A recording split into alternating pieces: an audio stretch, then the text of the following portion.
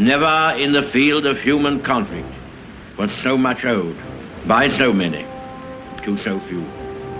Ces paroles historiques du premier ministre britannique en temps de guerre, Sir Winston Churchill, résonnent jusqu'à nous comme un sourd hommage aux aviateurs qui ont bravement affronté l'ennemi nazi.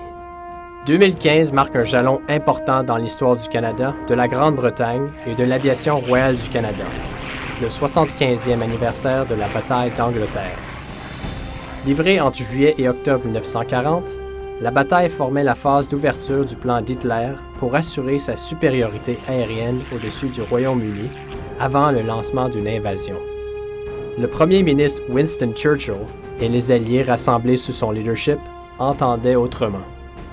La veille de la bataille, le premier ministre, d'une ténacité légendaire, déclare à la Chambre des communes britanniques « Hitler knows that he will have to break us in this island or lose the war. Let us therefore brace ourselves to our duty. So bear ourselves that if the British Empire and its commonwealths last for 1,000 years, men will still say, this was their finest hour. » Les expatriés polonais, tchèques, français et belges qui ont fui en Grande-Bretagne forment des équipes au sol et des équipages aériens dans un effort commun contre les nazis. Ils intègrent la Royal Air Force et sont rapidement rejoints par leurs cousins canadiens, néo-zélandais, australiens et sud-africains du Commonwealth. Ceux-ci recevront également des renforts des États-Unis et de la République d'Irlande. Des centaines de Canadiens, dans les équipes au sol et dans le personnel navigant, participent à la bataille au sein de la Royal Air Force, du 110e et du 112e escadron de coopération de l'armée canadienne et du 1er escadron canadien de chasseurs de l'aviation royale du Canada. Même s'il n'est pas officiellement désigné bilingue, le 1er escadron est composé en grande partie de Québécois, en plus d'autres Canadiens de partout au pays. Parmi les membres du 1er escadron canadien, 3 pilotes reçoivent la Croix du service distingué dans l'aviation pour leurs efforts durant la bataille. Le commandant d'aviation Ernie McNabb, le capitaine d'aviation Gordon Roy McGregor et le lieutenant d'aviation Dal Russell.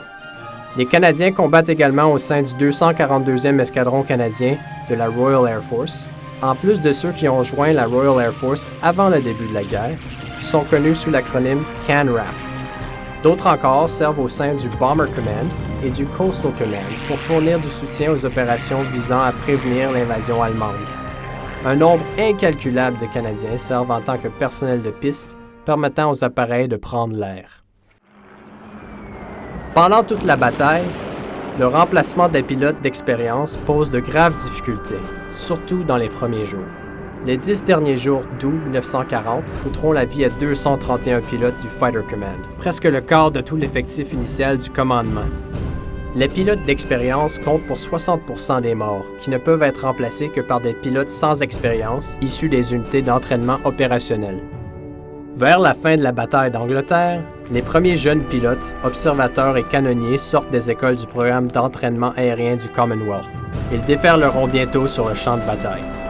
Plus d'une centaine de pilotes canadiens engagent directement l'ennemi dans le ciel de l'Angleterre. Parmi le total de 544 pilotes alliés tués, 23 pilotes canadiens perdront la vie. Certains historiens décrivent cette bataille aérienne épique, à laquelle ont participé presque 3000 aviateurs alliés, comme le moment décisif de la Seconde Guerre mondiale.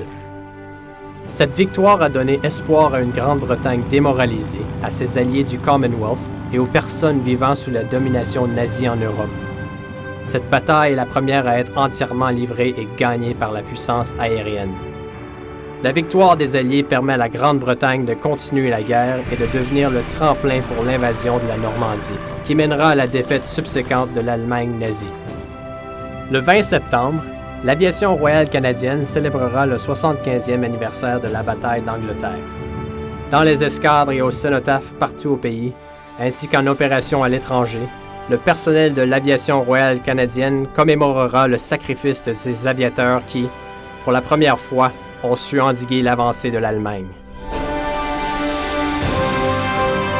En l'honneur de ceux qui ont donné autant, nous saluons leur contribution et leur sacrifice.